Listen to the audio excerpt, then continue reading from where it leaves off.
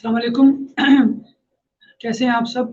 उम्मीद है you are doing good, specially in the context of current कोविड-19 pandemic, और आपके आसपास भी सब खैरियत से हैं और एसओपीज फॉलो कर रहे हैं।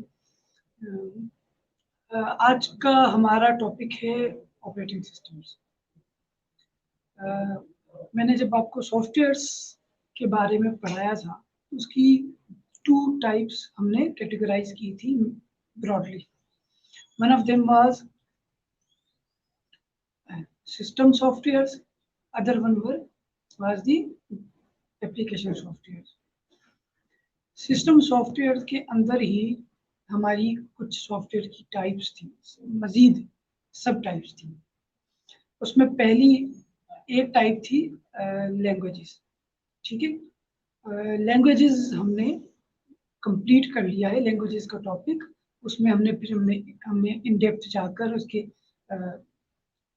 Types, low level, high level, और उसके ट्रांसलेटर्स को भी पढ़ लिया। उसके बाद हमने एक्स्ट्रा, मैं इस टॉपिक को एक्स्ट्रा कह रहा हूँ आपकी नॉलेज के लिए, ठीक है, एक्स्ट्रा टॉपिक कंपाइलर फेजेस को भी पढ़ लिया एहतियातन, ताकि कभी अगर किसी पेपर में जो इंटरनल ना हो, कोई ऐसा सवाल आ जाए, कोई ऐसी ट्रिकी सिचुएशन आ जाए कि आपसे फंक्शन ऑफ एनी ट्रांसलेटर पूछ लिया जाए या स्पेसिफिक कंपाइलर के बारे में पूछ लिया जाए, तो आप उसे कुछ लिखने के काबिल हों। ठीक है, तो आज हम second type of system software पढ़ने जा रहे हैं, जो है ऑपरेटिंग सिस्टम्स। ठीक है, ऑपरेटिंग सिस्टम एक बहुत बड़ा टॉपिक है।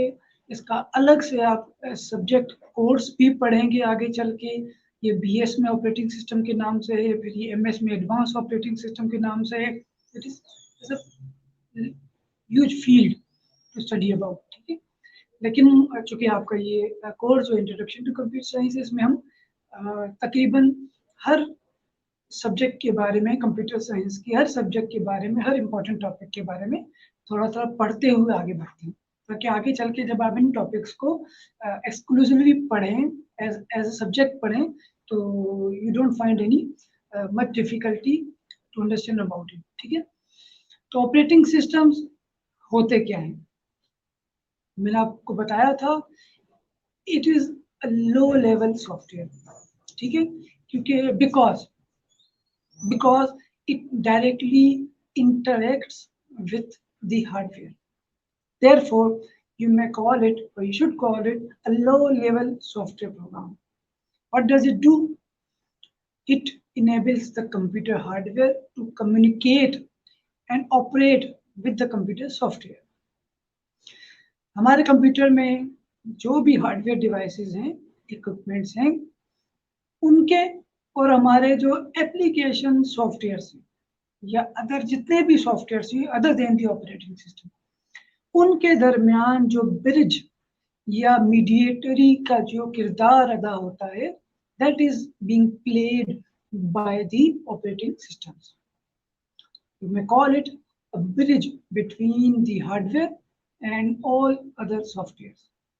ठीक है, without a computer system, computer operating system, all other softwares are useless for us, since this operating system plays a mediatory role between hardware and other softwares. Therefore, the operating system becomes far more important, so that we could make use of all other softwares. जब तक हमारे पास operating system नहीं होगा, तो हम दीगर softwares को इस्तेमाल नहीं कर पाएंगे। ठीक है, हम ये भी कह सकते हैं कि a system that is operating system is a system that is used to operate the computer. Operating system to operate the system. ठीक है, और क्या है इसके बारे में definition? Collection of software that manages computer hardware resources and provides common services for computer programs. हमारे पास generally किसी भी ऑपरेटिंग सिस्टम में कई और several other softwares are built in with that operating system. It means whenever we install any operating system into our computer, several other programs or softwares are automatically installed in our system with the installation of the operating system. ठीक है, और hardware resources को भी जब हमने utilise करना हो तो हमारे लिए ऑपरेटिंग सिस्टम होना जरूरी है। फॉर एग्जांपल, साउंड कार्ड हमारे पास कनेक्टेड है, ठीक है, लेकिन वो साउंड कार्ड किस काम का, जिससे हम साउंड सुन ना सके, जो हमारा साउंड रिकॉर्ड ना कर सके, हमारे साउंड को प्रोड्यूस ना कर सके, आउटपुट ना दे सके, तो हम किस तरह करते हैं, ऑपरेटिंग सिस्टम के थ्रू करते हैं। Either that is being done by any built in application और एनी मीडिया प्लेयर, और या थर्ड पार्टी एप्लीकेशन इंस्टॉल करके हम कोई वीडियो ऑडियो चलाते हैं, तो ही साउंड सिस्टम, साउंड कार्ड हमारे लिए इफेक्टिव होता है। अदरवाइज ऑपरेटिंग सिस्टम के बगैर हम ये कर ही नहीं सकते। इस हार्डवेयर, इसी तरह दीगर हार्डवेयर रिसोर्सेज को भी हम यूटिलाइज नहीं कर सकते जब तक हमारे पास ऑपरेटिंग सिस्टम ना हो। ठीक है, definition continues, the most important program that runs on your computer. तो आप समझ गए होंगे, ये बिल्कुल क्लियर है कि जितने भी प्रोग्राम्स हमारे पास कंप्यूटर में चलते हैं उनमें सबसे इंपॉर्टेंट ऑपरेटिंग सिस्टम है, क्योंकि इसके बगैर तो ऑपरेट ही नहीं हो सकता सिस्टम। ठीक है, it manages all other programs on the machine. ये भी समझ चुके हम कि बाकी जितने प्रोग्राम्स है उनको मैनेज करना भी ऑपरेटिंग सिस्टम की कैरेक्टरिस्टिक है। डिटेल में पढ़ते हैं हम आगे चल के थोड़ा सा। Every PC have to have one to run other application program. हर कंप्यूटर में कम से कम एक ऑपरेटिंग सिस्टम होना जरूरी है दीगर प्रोग्राम्स या सॉफ्टवेयर्स को चलाने के लिए। ठीक है, it's the first thing that is loaded. जब भी हम कंप्यूटर ऑन करते हैं, जो पहला प्रोग्राम लोड होता है वो हमारा ऑपरेटिंग सिस्टम है। ठीक है, तो उसी के थ्रू हम बाकी सारे फंक्शंस परफॉर्म करते हैं, दीगर अदर सॉफ्टवेयर्स को हम रन करते हैं। Therefore, we may call it as an interface between the end user and the computer hardware. Interface का मतलब ये है कि हमारे पास जो स्क्रीन प्रोवाइड करता है, जिसके थ्रू हम इंटरेक्ट करते हैं कंप्यूटर के साथ, मशीनरी के साथ, वो इंटरफेस है जो प्रोवाइड किया जाता है ऑपरेटिंग सिस्टम के through. Therefore, we become the end user. And user उसे कहा जाता है जो किसी भी प्रोग्राम को या डिवाइस को बनने के बाद, कंप्लीट होने के बाद, पूरे प्रोसीजर में से गो थ्रू करके जब वो कंप्लीट हो जाए, बन जाए, तो उसे जो यूज करता है वो एंड यूजर होता है। ठीक है, तो कंप्यूटर बिटवीन कंप्यूटर हार्डवेयर और एंड यूजर जो हम हैं, हमारे दरमियान जो इंटरफेस प्रोवाइड करता है वो है operating system. These are the characteristics, few characteristics of the operating system. For example, it recognizes the input from the keyboard or mouse. Whenever we press any key from the keyboard or click by the mouse, the operating system attains, catches that instruction and identifies it कि ये किस purpose के लिए ये command की press की गई। ठीक है, तो ये एक कैरेक्टरिस्टिक है ऑपरेटिंग सिस्टम की। फिर जब पूरा प्रोसेस कंप्लीट हो जाता है, प्रोसेसर के थ्रू, सीपीयू के थ्रू इनपुट लिया, सीपीयू को भेजा, उसके बाद सीपीयू का काम, सीपीयू का काम फंक्शन परफॉर्म हो जाए, job is done by the CPU, then the output that is generated, the result of that processing by the CPU is sent to the any output device such as monitor. This is also the characteristic of the operating system. Keeping track of files and directories on the disk. हमारी hard disk पर या जो भी हमारी storage device है, उस पर जितने भी हमारे पास फाइल्स या डायरेक्टरीज सेव होती हैं, फोल्डर्स या फाइल्स सेव होते हैं, उनका रिकॉर्ड भी ऑपरेटिंग सिस्टम के पास होता है। इसीलिए तो जब हम सर्च करते हैं कोई भी फाइल, तो ऑपरेटिंग सिस्टम के थ्रू ही जाकर उन्हें में सर्च करके दिखा देते हैं। ठीक है, इसे और अच्छे से हम पढ़ेंगे इससे नेक्स्ट लेक्चर में, जब हम फाइल सिस्टम्स पढ़ेंगे तो वो कैसे करता है। ठीक है, नेक्स्ट लेक्चर में controlling the peripherals devices such as disk drives and printers. जितनी भी हमारी डिवाइसेस हैं उन्हें कंट्रोल करना भी ऑपरेटिंग सिस्टम की जॉब है। प्रिंटर और डिस्क ड्राइव्स वगैरह, उन्हें भी मैनेज हम ऑपरेटिंग सिस्टम के थ्रू करते हैं। तो जब मैं जैसे जैसे मैं आपको एक कैरेक्टरिस्टिक बताता जा रहा हूँ, जो कंप्यूटर यूजर्स हैं, प्रिंटर यूज किया है, डिवाइसेस यूज करते हैं, उनके जहन में एक पिक्चर क्लियर होती जा रही होगी कि वाकई में हम तो प्रिंटर को जब टास्क देते हैं, प्रिंटिंग करते हैं, तो ऑपरेटिंग सिस्टम के थ्रू ही करते हैं, ठीक है। It runs test to make sure everything is working correctly. कोई भी प्रोग्राम हम चलाएं, उस प्रोग्राम के कोई इंपॉर्टेंट फाइल्स मिसिंग हो, for example dynamic link libraries DLL की एक्सटेंशन के साथ कोई ऐसी फाइल्स होते हैं जो किसी भी प्रोग्राम को चलाने के लिए काम आते हैं। उनमें से कोई फाइल डिलीट हो जाए तो प्रोग्राम नहीं चल पाएगा। तो ये कौन चेक करेगा? ये ऑपरेटिंग सिस्टम चेक करेगा। It checks for new hardware. जब कभी हम कोई न्यू हार्डवेयर अटैच करेंगे सिस्टम के साथ, फॉर एग्जाम्पल हम USB ड्राइव लगाते हैं, तो उसे रीड कौन करता है चेक करके, हमें प्रॉम्प्ट कौन करता है? न्यू डिवाइस इज फाउंड, तो फिर से इंस्टॉल करता है, उसे डिटेक्ट करता है, फिर इनेबल करता है कि हम उसे एक्सेस कर सकें, ऑपरेटिंग सिस्टम, ठीक है। It then starts up the operating system, ठीक है। It manages all of the software and hardware on the computer। ये तो यूनिवर्सल कैरेक्टरिस्टिक है कि सारे सॉफ्टवेयर हार्डवेयर को मैनेज ऑपरेटिंग सिस्टम करता है। ये कुछ कॉमन कैरेक्टरिस्टिक्स थी। उसके अलावा कुछ और भी कैरेक्टरिस्टिक है, ऐसे तो बहुत सारी हैं, इंपॉर्टेंट मैंने यहाँ मेंशन कर दी आपकी अंडरस्टैंडिंग के लिए। Protected and supervisor mode, different users with different privileges। Her user supervisor user नहीं होता, एडमिनिस्ट्रेटर यूजर नहीं होता। हम जो यूजर बनाते हैं उनकी प्रिविलेजेस डिफाइन करते हैं ऑपरेटिंग सिस्टम के थ्रू करते हैं। Allows disk access and file system, जितनी भी डिस्क हमारे साथ हम कनेक्ट करेंगे, हार्ड डिस्क वगैरह, उन्हें एक्सेस कौन प्रोवाइड करेगा? Operating system. और डिफरेंट फाइल सिस्टम्स भी हमें हमारे जो है वो मौजूद होते हैं ऑपरेटिंग सिस्टम में। फाइल सिस्टम क्या है, ये हमारा नेक्स्ट टॉपिक है, separate about the file systems, तो हमने डिटेल में वहां पढ़ा, ठीक है। प्रोग्राम एग्जीक्यूशन, जब हम प्रोग्राम को चलाएंगे तो वो चलाता कौन है? ऑपरेटिंग सिस्टम, ठीक है, क्योंकि तो प्रोग्राम चलती है ऑपरेटिंग सिस्टम के ऊपर। मेमोरी मैनेजमेंट, हमारी जितनी भी मेमोरी है, रैम वगैरह, उसकी मैनेजमेंट, कौन सा प्रोग्राम कितनी मेमोरी कंज्यूम करता है, कौन से प्रोग्राम को मेमोरी में किस जगह रखना है, ये हमें पता नहीं होता। ये बैकग्राउंड में ऑपरेटिंग सिस्टम खुद ब खुद कर रहा होता है। हैंडलिंग IO ऑपरेशंस, इनपुट और आउटपुट के जितने ऑपरेशन है, कोई भी चीज इनपुट हो रही है, आउटपुट हो रहा है, that is being handled by the operating system. Manipulation of the file system, फिर फाइल सिस्टम आ गया, very important topic, we will study about it in the next lecture, ठीक है। तो उसकी मैनिपुलेशन, उसे घुमाना फिराना, चेंजेस सारी जो है फाइल सिस्टम में वो ऑपरेटिंग सिस्टम करता है।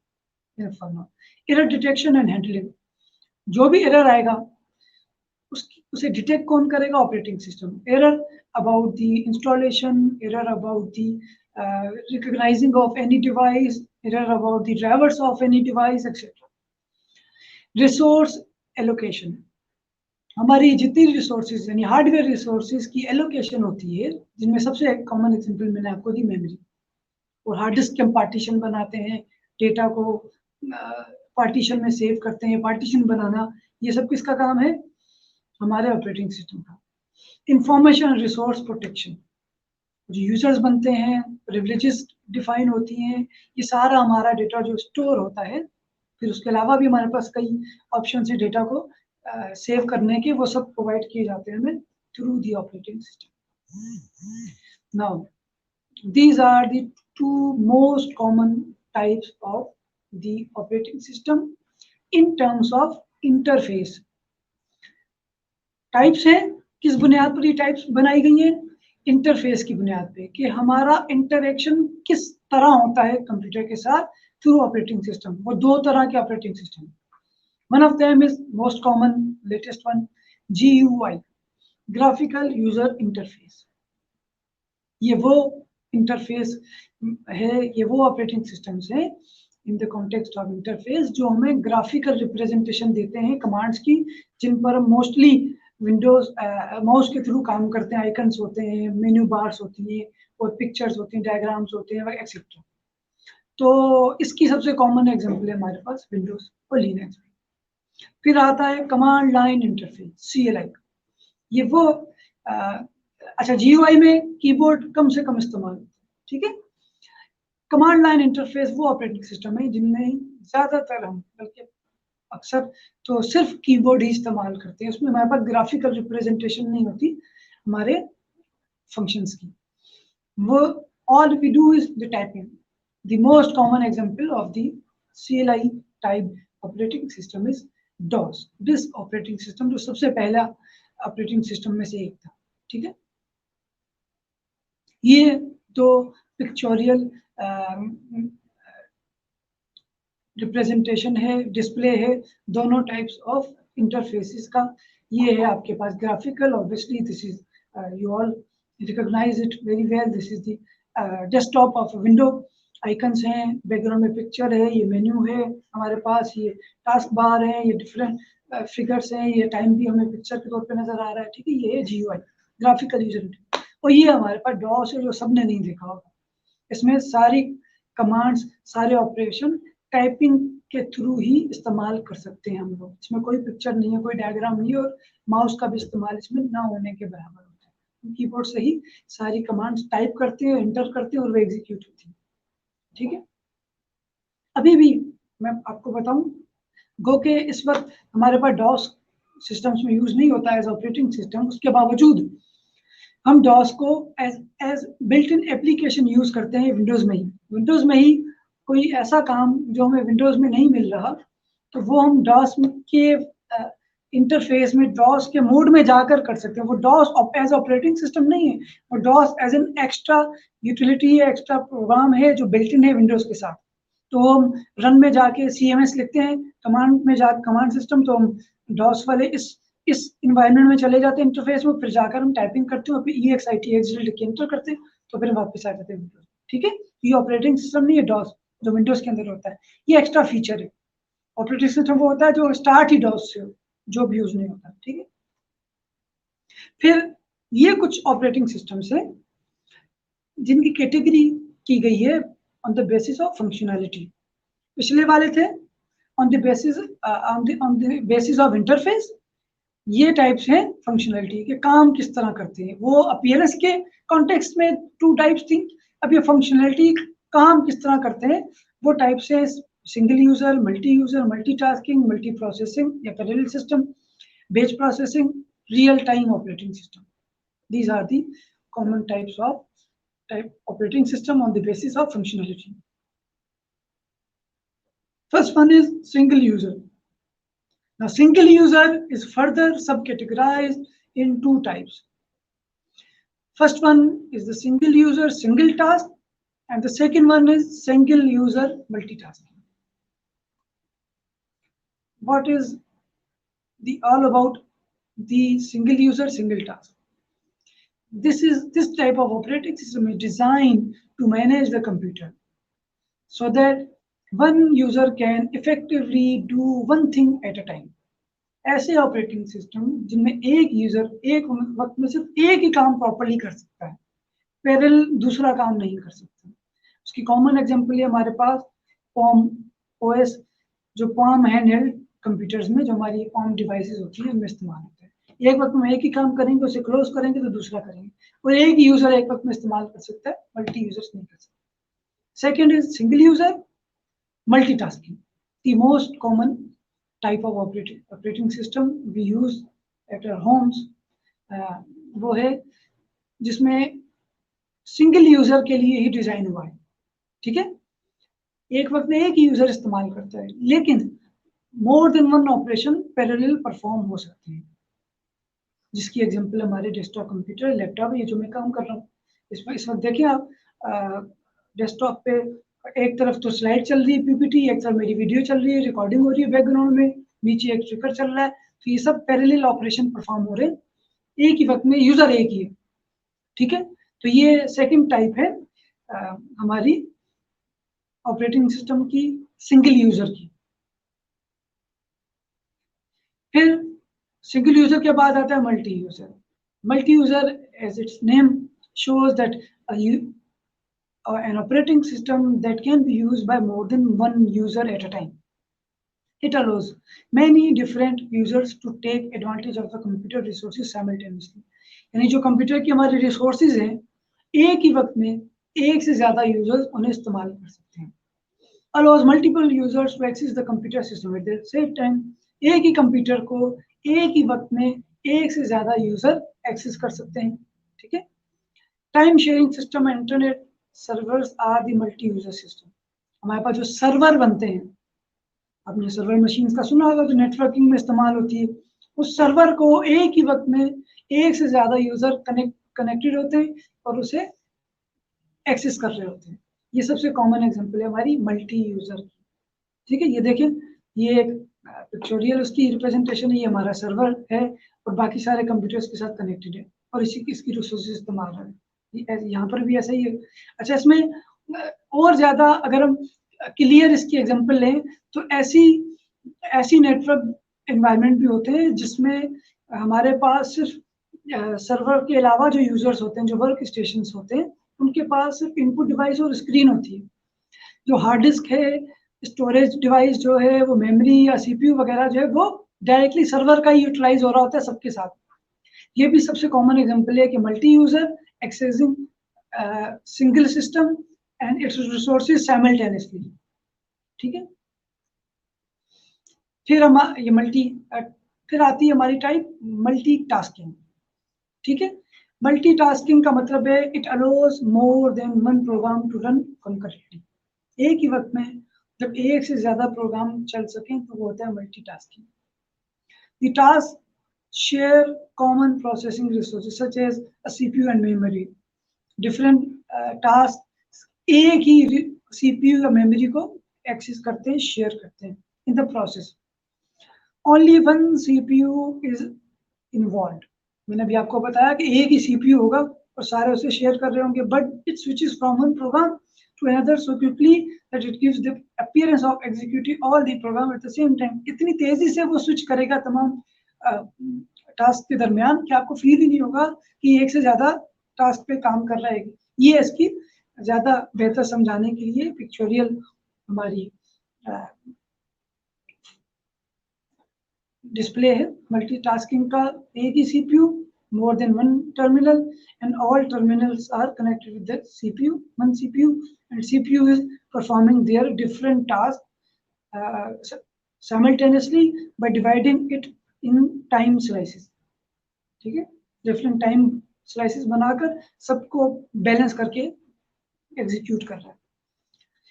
फिर हमारी है multi processing type, utilization of multiple CPUs in a single computer system.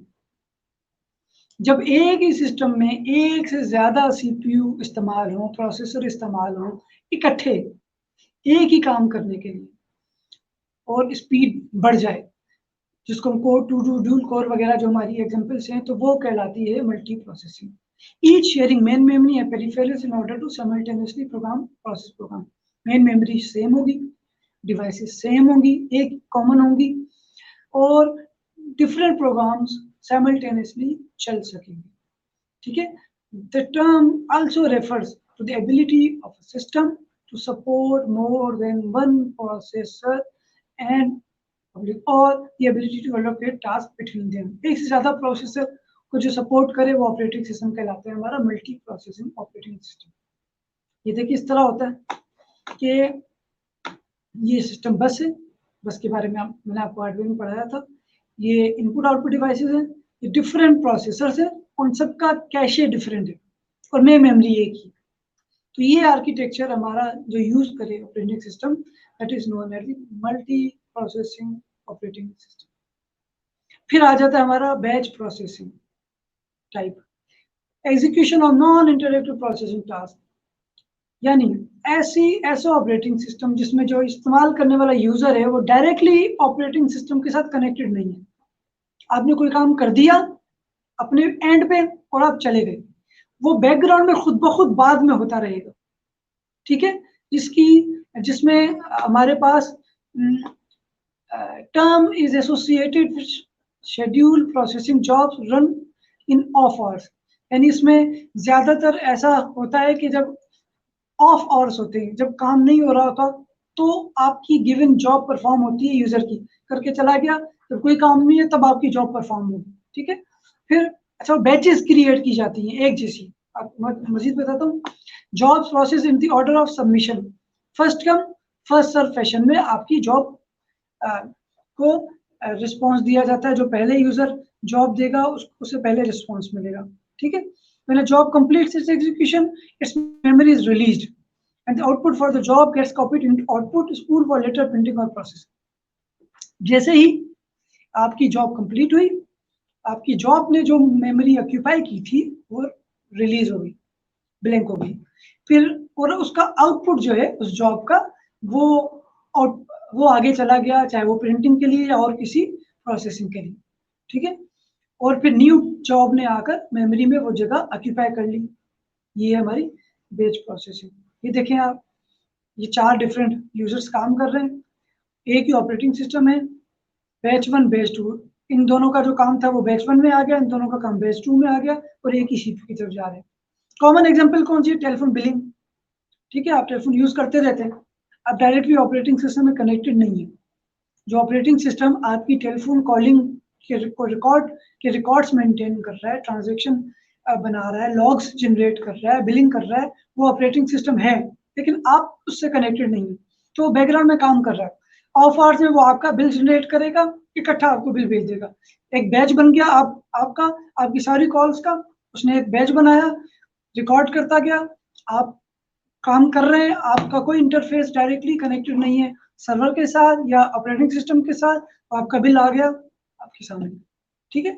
Bank transaction performing, आप एटीएम में खड़े होकर बैंक ट्रांजैक्शन कर रहे हैं, तो जिस सर्वर से जाकर आपकी बैंक ट्रांजैक्शन परफॉर्म हो रही है वो आपके पास नहीं है, आपके सामने नहीं है, आपको एक अलग इंटरफेस दिया गया, आपने कर दिया काम, वो बैकग्राउंड में कब उसे एग्जीक्यूट करता है, कब उसमें अमेंडमेंट करता है, ये आपका इशू नहीं है, आपने किया और गए, वो खुद ब खुद बारी बारी आप सबकी ट्रांजेक्शन को बारी बारी फर्स्ट डन के रूल के साथ वो उसे एग्जीक्यूट कर देगा। Then comes real time operating system. ऐसे ऑपरेटिंग सिस्टम जिनका रिस्पॉन्स टाइम बहुत क्रिटिकल होता है और फौरी तौर पर रिस्पॉन्स चाहिए होता है, बैच प्रोसेसिंग में बिल्कुल डिफरेंट, ठीक है। फॉर एग्जाम्पल, अब इसमें दो, अच्छा, इसकी जो सबसे मेन कैरेक्टरिस्टिक है वो एक टाइम बाउंड सिस्टम से है, which is well defined fixed time constraint. Limit इसकी क्या है? टाइम, वक्त पर मिलेगा रिजल्ट, तो रियल टाइम ऑपरेटिंग सिस्टम का फायदा है, वरना कोई फायदा नहीं, ठीक है। टाइम कंस्ट्रेंट्स होते हैं इनकी। Main objective of the real time operating system is their quick and predictable response to events. कोई भी इवेंट जनरेट हुआ का फौरन रिस्पॉन्स आएगा, तो वही रियल टाइम है। इसमें भी फिर 2 कैटेगरीज है, soft real time, hard real time operating system. Soft कौन से हैं? जिनका रिस्पॉन्स हमें इमीडिएटली चाहिए होता है, ठीक है, लेकिन अगर लम्हा दो लम्हा, second 2 second, 5 second, 10 second delay हो भी जाए तो कोई तूफान नहीं आ जाएगा, ठीक है, कोई बहुत बड़ा लॉस नहीं हो जाएगा। फॉर एग्जांपल, हमारी कंप्यूटर गेम से हमने बटन प्रेस किया, हमारी गेम की प्रोसेस को सेव करने के लिए, तो उसने फौरन सेव करना है, या हमने बटन प्रेस किया किसी प्लेयर को जंप के लिए, फायर के लिए, तो उसने फौरन फायर करना है। लेकिन अगर वो फायर 3 सेकंड के बाद भी करेगा, स्लो होके भी करेगा, तो कोई नुकसान नहीं होगा। हम कहेंगे गेम स्लो चल रही है, लेकिन कोई नुकसान नहीं होगा, ठीक है। इसी तरह हमारे ऑनलाइन ट्रांजेक्शन सिस्टम से, एटीएम मशीन है हमारी रियल टाइम ऑपरेटिंग सिस्टम, हमने एंटर कर दिया, अगर 5 सेकंड में आ जाते हैं हमारे पैसे तो भी ठीक है, 10 सेकंड में आ जाते हैं तो भी ठीक है। रियल टाइम ऑपरेटिंग सिस्टम में 5 सेकंड ज़ाया हो गए हमारे, डिले हुआ तो कोई नुकसान नहीं हुआ, ठीक है। ये है soft real time, time constant है लेकिन सॉफ्ट है, थोड़ी ऊपर नीचे भी हो जाए तो चलेगा। फिर hard real time operating system, इनका टाइम कांस्टेंट इंतहाई जरूरी है। ये ऐसे रियल टाइम ऑपरेटिंग सिस्टम्स हैं कि जिनका अगर टाइम कांस्टेंट मीट नहीं होता, टाइम बाउंड पे अमल नहीं होता, तो बहुत बड़ा नुकसान हो सकता है। For example, air traffic controls, फौरी तौर पर अगर सिग्नल्स नहीं गए जहाज के ट्रैफिक कंट्रोल टावर की तरफ से, तो बड़ा नुकसान हो सकता है अगर उसे बताया नहीं गया कि ये प्रॉब्लम है। व्हीकल सब सिस्टम्स कंट्रोल, हमारे पास सेंसर्स होते हैं हमारे व्हीकल्स के, जो जिनके डिफरेंट ऑपरेटिंग सिस्टम्स होते हैं, अगर फौरी तौर पे हमें नहीं बताया गया कि ऑयल खत्म होने वाला है और नहीं आया सिग्नल, या गाड़ी हीट अप हो रही है, उसमें जो ऑपरेटिंग सिस्टम है हमारे पास सिग्नल नहीं आया, तो बड़ा नुकसान हो सकता है। ऐसे डिवाइसेस जिनमें ऑपरेटिंग सिस्टम इस्तेमाल होते हैं वो कहलाती हैं एम्बेडेड सिस्टम्स।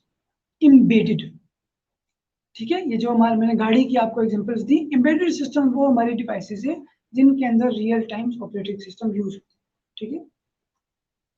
ये हमारी रियल टाइम ऑपरेटिंग सिस्टम की common examples, robots, GPS receiver, digital camera, DVD player etcetera, ये सब हमारी माइक्रोवेव ओवन, ये भी एम्बेडेड सिस्टम है, ये भी एम्बेडेड सिस्टम है। डिवाइस है उसके अंदर ऑपरेटिंग सिस्टम इंस्टॉल है, क्लिक किया फौरन तस्वीर आ जाएगी, तो ये एम्बेडेड सिस्टम है। एक प्रोसेस होता है उसे कहते हैं बूट स्टेप प्रोसेस। जब कभी हम कंप्यूटर ऑन करते हैं तो क्या होता है, पहले क्या होता है जिसके बाद ये ऑपरेटिंग सिस्टम हमारा एग्जीक्यूट होता है, उससे पहले क्या होता है? 4 main steps are followed in computer including power on, booting में, सही। पहला क्या है, कंप्यूटर ऑन होता है, पावर सप्लाई होती है, फिर load the initial instructions from the ROM, read only memory, जिसे हम इस कॉन्टेक्स्ट में बायोस कहते हैं, बेसिक इनपुट आउटपुट सिस्टम, जिसमें हमारे कंप्यूटर की हार्डवेयर डिवाइसेस जो हैं उनकी कॉन्फ़िगरेशन सेव होती है। प्रोसेसर कितना है, मेमोरी में कितनी कैपेसिटी है, कितनी स्टोरेज डिवाइसेस कनेक्टेड हैं एक्सेट्रा, सारी डिवाइसेस की परमानेंटली, जो कि रोम है रिमूव नहीं हो सकता डेटा परमानेंटली, इसमें हमारी डिवाइसेस की इंफॉर्मेशन सेव होती है, वो लोड होती है इंस्ट्रक्शन। फिर ऑपरेटिंग सिस्टम को डिटेक्ट किया जाता है हार्ड डिस्क में कि है भी ऑपरेटिंग सिस्टम या नहीं। फिर ऑपरेटिंग सिस्टम चलने के बाद सर्टेन एप्लीकेशंस को डिफॉल्ट सेटिंग के तौर पे चला दिया जाता है। ये उसका डायग्राम है, ठीक है। These are the 5 basic important components of the operating system: kernel, shell, device driver, system utilities, user interface.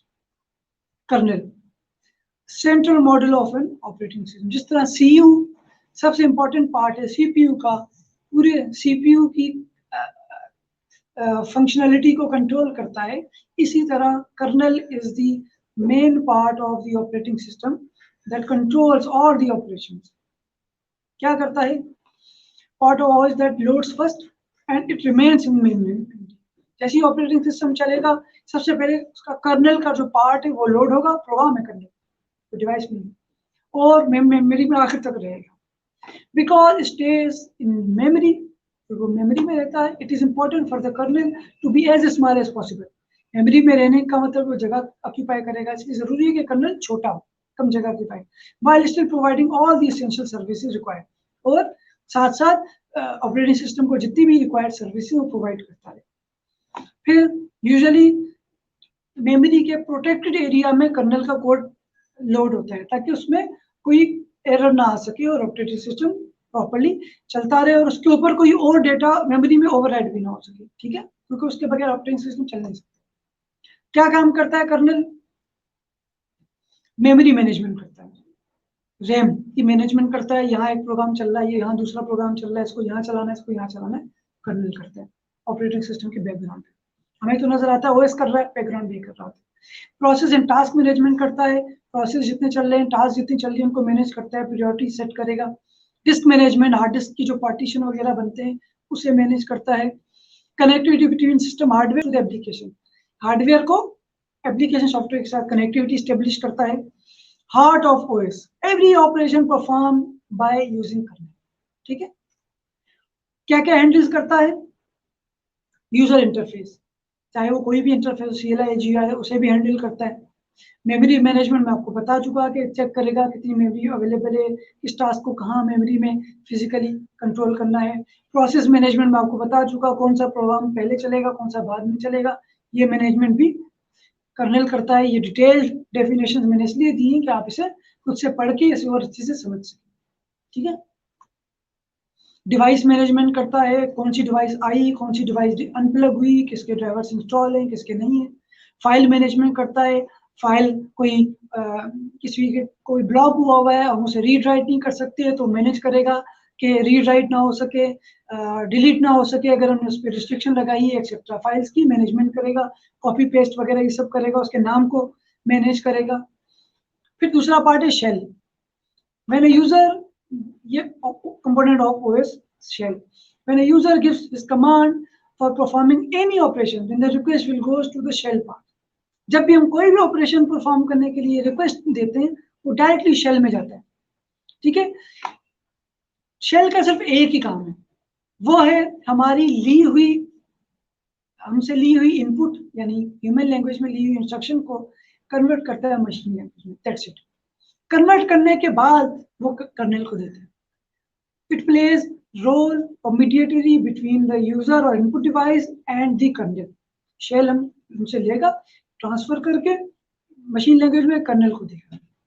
ये सेकंड पार्ट है ओएस का।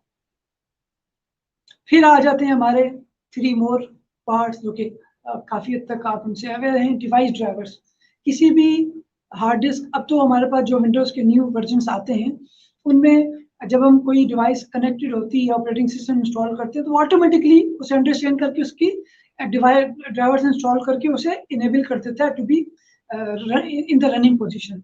तो वो ये एक पार्ट है ऑपरेटिंग सिस्टम का कि डिवाइसेस के ड्राइवर्स भी ऑपरेटिंग सिस्टम का एक कंपोनेंट है, ताकि डिवाइसेस चल सकें।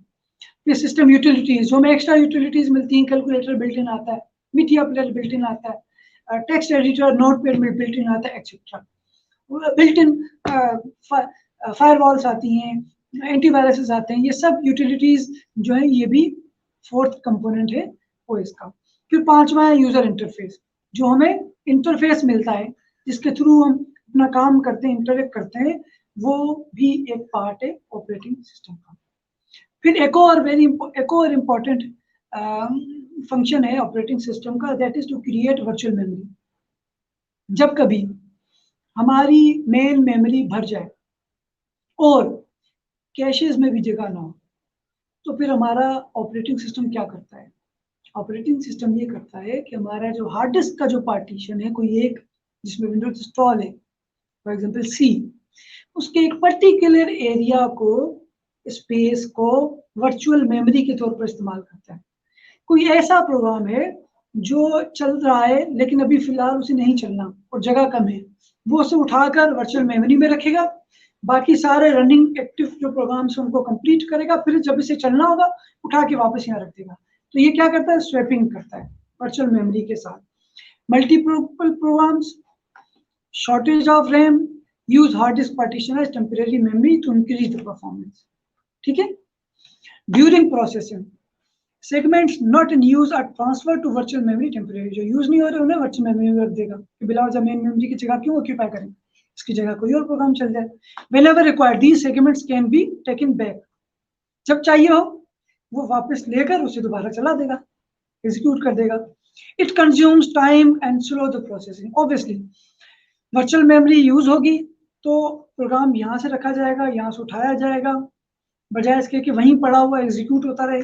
तो स्वैपिंग का जो टाइम है, यहाँ से रखना वहां से उठाना, ये कंज्यूम होगा एक्स्ट्रा, जो हमारी परफॉर्मेंस को अफेक्ट करेगा, जो हमें फील नहीं होती ऑब्वियसली, लेकिन होता है background. Therefore larger size primary memory usage is recommended, इसलिए रिकमेंड किया जाता है कि आप जो भी रैम यूज करें उसका साइज इतना ज्यादा हो कि वर्चुअल मेमोरी की जरूरत ही पेश ना आए, और आपका स्वैपिंग का जो फंक्शन है वो ही ना इस्तेमाल जब नहीं होगा, तो आपकी परफॉर्मेंस सिस्टम की वो बेहतर से बेहतर होगी, virtual memory need will be out of the question. तो इस तरह हमारा आज का ऑपरेटिंग सिस्टम का टॉपिक कंप्लीट होता है।